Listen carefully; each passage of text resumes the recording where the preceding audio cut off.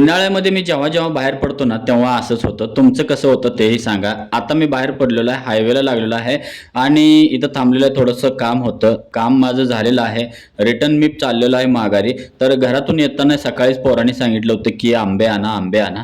तर पहिला झेरॉक्स वगैरे माझं काम जे होतं ते केलेलं आहे. झेरॉक्स काढलेले आहेत. दुकानामध्ये आलेलो आहे. दुकानामध्ये जे दूध घ्यायचं होतं ते दूध पण घेतलेलं आहे. दूध पण संपलेलं होतं. तर म्हटलं की दुधाच्या 2-3 पिशव्या घेऊया, तर सगळ्याच पिशव्या खाली पडत होत्या. तर बघू शकता मी गोकुळ घेतलेला आहे. त्याच्यानंतर मी घरी आलेलो आहे. हा बघू शकता केशर आंबा आणलेला आहे. तर हा ₹250 जो आहे तो किलो होता. त्याच्यामध्ये 4 ते 5 आंबे बसलेले आहेत. तर एवढे मोठे आंबे बसलेले आहेत बघू शकता. आता मी आंबा कापणार आहे. कापल्यानंतर खूपच छान होता. आता आपण टेस्ट पण बघूया.